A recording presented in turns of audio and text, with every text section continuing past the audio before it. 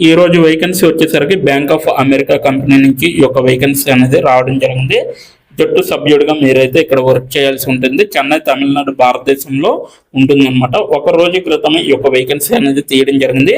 100 మందికి పైగా దరఖాస్తు పైన క్లిక్ చేసి అప్లై చేసుకోవడం అనేది జరిగింది. అద్దెదారు ద్వారా ప్రమోట్ చేయబడింది అనమాట. సో ఎవరైనా అప్లై చేసుకోవచ్చు. లింక్డ్ఇన్ ద్వారా ఈ యొక్క వేకెన్సీ అనేది రావడం జరిగింది. ఫుల్ టైం వర్క్ అనమాట. సో ఎవరు స్కిప్ చేయకుండా వీడియోని ఎండ్ వరకు చూడండి. అలాగే ఎలా అప్లై చేయాలో అనేది కూడా వీడియో ఎండ్ వరకు చూస్తే మీకు అర్థమవుతుంది కాబట్టి ఎండ్ వరకు చూడండి, ఎక్కడ స్కిప్ చేయకుండా. ఈ ప్రొఫైల్ మరియు రెజ్యూమ్ ఈ ఉద్యోగానికి ఎలా సరిపోతాయి అనేది కూడా ఇక్కడ వివరంగా ఇవ్వడం జరిగింది. ఈ ఉద్యోగానికి తగ్గట్టుగా ఒక అప్డేటెడ్ రెజ్యూమ్ అనేది తయారు చేసుకొని ఉంచుకోవాలి. నేను ఈ ఉద్యోగానికి తగిన వాడినా లేదా అనేది ఆలోచించే మీరు అప్లై చేసుకోవాలి. ఈ ఉద్యోగం కోసం నన్ను నేను ఎలా ఉత్తమంగా తీర్చిదిద్దుకోగలను అనేది కూడా మీరు ఆలోచించే డైరెక్ట్గా అప్లై చేసుకోవచ్చు. ఇది మీ యొక్క ప్రొఫైల్ రెజ్యూమ్ గురించి. అలాగే అమీరు మొహియుద్దీన్ గారు ఈ యొక్క వేకెన్సీ అనేది తీయడం జరిగింది. ఎగ్జిక్యూటివ్ ఆపరేషన్స్ అడ్మినిస్ట్రేటర్ గా ఈ యొక్క వేకెన్సీ అంటే ఇతను బ్యాంక్ ఆఫ్ అమెరికాలో చేస్తున్నారనమాట. ఉద్యోగం గురించి చూసుకుంటే ఇక్కడ బ్యాంక్ ఆఫ్ అమెరికా గురించి కొంత ఇవ్వడం జరిగిందనమాట, పారాగ్రాఫ్ లాగా.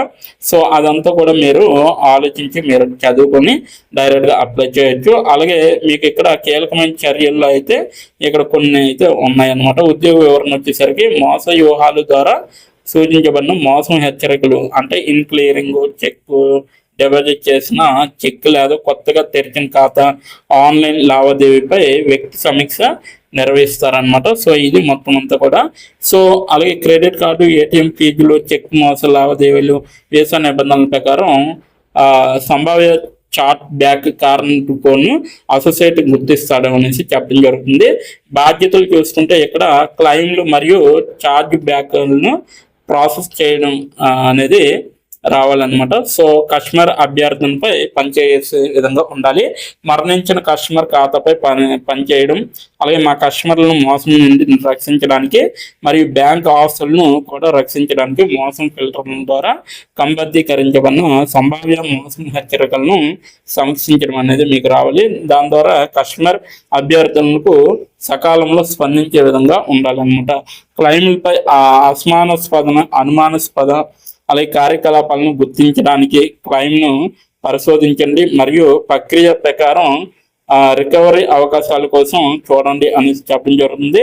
క్లెయిమ్ను పరిష్కరించడానికి లేదా సరైన అంచనాలను సెట్ చేయడానికి కస్టమర్కు ఉత్తమమైన చర్యను నిర్ణయించాలన్నమాట. సో కేపీఐలు మరియు కేఆర్ఐలను నిర్వహించే విధంగా ఉండాలి. అలాగే మీకు అర్హతలు వచ్చేసరికి ఇక్కడ గ్రాడ్యుయేషన్ ఏదైనా పర్వాలేదు మీకు. అలాగే సర్టిఫికేషన్ కూడా ఏవైనా ఉంటే పర్వాలేదు అనమాట. సో నెగోషియబుల్ అని ఇచ్చారు. ఎటువంటి అనుభవం కూడా అవసరం లేదు. ప్రాథమిక నైపుణ్యాలు వచ్చేసరికి బ్యాంకింగ్ ఉపతల గురించి ప్రాథమిక జ్ఞానం అనేది అవసరం. కార్డ్ నెట్వర్క్ యొక్క ప్రాథమిక జ్ఞానం, డెబిట్ కార్డు అలాగే క్రెడిట్ కార్డు గురించి మీకు అంటే నైపుణ్యం ఉంటే సరిపోతుంది అనమాట, అవగాహన ఉంటే. మోసం గుర్తింపు యొక్క ప్రాథమిక జ్ఞానం అవసరం. బహుళ పనులు పనిచేయగలిగే సామర్థ్యం కూడా ప్రాథమిక అవసరం. మైక్రోసాఫ్ట్ ఆఫీస్ టూల్స్లో మంచి ప్రావీణ్యం ఉండాలి. మంచి కమ్యూనికేషన్ నైపుణ్యాలు కూడా ఉండాలి. రాతపూర్వకంగా కావచ్చు, మౌఖికంగా కావచ్చు. బలమైన విశ్లేషణాత్మక నైపుణ్యాలు అయితే ఉండాలి. వివరాల ఆధారత అనేది ఇవ్వడం జరిగింది. నిరూపితమైన సమస్య పరిష్కార నైపుణ్యాలు అనేవి చాలా అవసరం. స్వీయ ప్రేరణ మరియు ఫలితాల ఆధారితం అనేది చాలా అవసరం. కోరుకున్న నైపుణ్యాలు వచ్చేసరికి వివాద జీవిత చక్రం యొక్క అవగాహన అనేది మీకు తెలిసి ఉండాలి.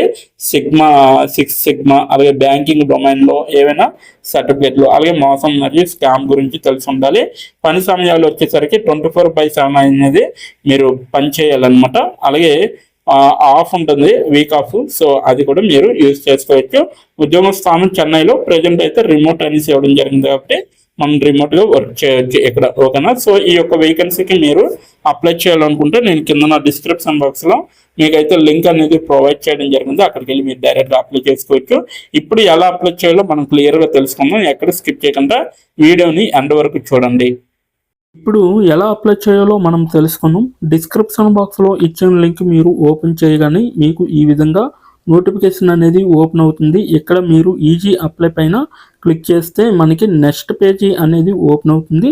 ఇక్కడ నెక్స్ట్ పేజీలో అప్లై టు అని ఉంది కదా, అక్కడ దాని పక్కన కంపెనీ నేమ్ అనేది రావడం జరుగుతుంది. ఏ కంపెనీకి అయితే అప్లై చేస్తున్నారో ఆ యొక్క కంపెనీ నేమ్ అనేది రావడం జరుగుతుంది. దాని తర్వాత మీరు మీ యొక్క ఈమెయిల్ ఐడితో లింక్డ్ఇన్లో లాగిన్ అయ్యి ఉండాలి. అలా అయి ఉంటే మీకు ఈమెయిల్ ఐడి కూడా కనబడుతుంది. ఫోన్ కంట్రీ కోడ్ అనేది కూడా కనబడుతుంది. అక్కడ మీ యొక్క ఫోన్ కంట్రీ కోడ్ని మీరు ఎంటర్ చేయాలి. మనది ఇండియా కాబట్టి +91 అని ఉంటుంది. మొబైల్ ఫోన్ నెంబర్ ఉంది కదా, అక్కడ కూడా మీ యొక్క పర్మనెంట్ మొబైల్ నెంబర్ అనేది ఇవ్వాలి. తర్వాత మీరు నెక్స్ట్ అనే ఆప్షన్ పైన క్లిక్ చేయాలి. నెక్స్ట్ పేజీకి తీసుకువెళ్తుంది. ఇక్కడ మీరు మీ యొక్క రెజ్యూమ్ అనేది అప్లోడ్ చేయాలి. డాక్యుమెంట్లో కానీ పీడిఎఫ్లో కానీ రెజ్యూమ్ని అప్లోడ్ చేయాలి. మినిమం రెజ్యూమ్ అనేది 2 MBలో ఉండాలి. అప్లోడ్ చేశాక నెక్స్ట్ అనే ఆప్షన్ పైన క్లిక్ చేయాలి. మనల్ని జాబ్కి కావలసిన కొన్ని క్వశ్చన్స్ అడగడం జరుగుతుంది. అవి ఏమిటంటే ఇప్పుడు చూడండి, మీరు how many years of work experience అని అడుగుతుంది. ఎక్స్పీరియన్స్ లేకపోతే నో ఎక్స్పీరియన్స్ అనేది మీరు మెన్షన్ చేయాలి. ఎస్ ఆర్ నో అనేది. అది కూడా ఎటువంటి ఎక్స్పీరియన్స్ అవసరం లేదు అని అప్లికేషన్లో మెన్షన్ చేస్తే అప్పుడు మీరు నో ఎక్స్పీరియన్స్ అని టైప్ చేయాలి. ఎక్స్పీరియన్స్ ఉన్నవాళ్ళు కంపెనీ నేము, ఏ కేటగిరీలో వర్క్ చేశారు, కేటగిరీ నేమ్ అనేది ఇవ్వాలి. కంపెనీలో ఎప్పుడైతే జాయిన్ అయ్యారో స్టార్ట్ డేట్ అనేది ఇవ్వాలి. మీరు ఎప్పుడు మానివేశారో అంటే ఆ కంపెనీ నుంచి మీరు ఎప్పుడు లీవ్ అయ్యారో ఎండ్ డేట్ కూడా మీరు ఇవ్వాలి. CTC total package of year అంటే మీకు పర్ ఇయర్కి ఎంత ప్యాకేజ్ వచ్చిందనేది కూడా మీరు మెన్షన్ చేయాలి. ఎక్స్పీరియన్స్ లేని వాళ్ళు company name, starting date, end date, CTC ఇవేమీ ఇవ్వక్కర్లేదన్నమాట. నెక్స్ట్ వన్ చూసుకుంటే what is your level of proficiency in English అంటే మీకు ఇంగ్లీష్లో ఎంత ప్రావీణ్యం ఉందో వీళ్ళైతే అడగడం జరుగుతుంది. ఎక్సలెంట్ అయితే ఎక్సలెంట్, గుడ్ అయితే గుడ్, యావరేజ్ అయితే యావరేజ్, బిలో యావరేజ్ అయితే బిలో యావరేజ్, ఇలా ఇచ్చిన పాయింట్స్లో ఏ ఒక ఆప్షన్ని మీరు సెలెక్ట్ చేసుకొని మీరైతే అక్కడ మెన్షన్ చేయాలి. నెక్స్ట్ పాయింట్ చూసుకుంటే హౌ మచ్ శాలరీ ఎక్స్పెక్టేషన్స్, ఈ కంపెనీ నుంచి మీకు ఎంత శాలరీ కావాలనేది అడగడం జరుగుతుంది. అది కూడా మీరు మెన్షన్ చేయొచ్చు. నెక్స్ట్ పాయింట్ చూసుకుంటే how did you see this job అంటే మీరు ఈ జాబ్ని ఎక్కడి నుంచి చూసారో అని అడగడం జరిగింది. సో మీరు యూట్యూబ్ అయితే యూట్యూబ్, ఫేస్బుక్ అయితే ఫేస్బుక్, ఇన్స్టాగ్రామ్ అయితే ఇన్స్టాగ్రామ్, లింక్డ్ఇన్ అయితే లింక్డ్ఇన్, నౌకరీ అయితే నౌకరీ. సో ఈ 4 అంటే ఈ 5 రకాలలో మీరు ఎక్కడి నుంచి అయితే ఈ యొక్క జాబ్ పోస్టింగ్ని చూసారో సో అది మీరు మెన్షన్ చేయాలి. నెక్స్ట్ వన్ వచ్చేసరికి మీకు బ్రీఫ్ యువర్ సెల్ఫ్ ఇంట్రడక్షన్ అని ఉంటుంది.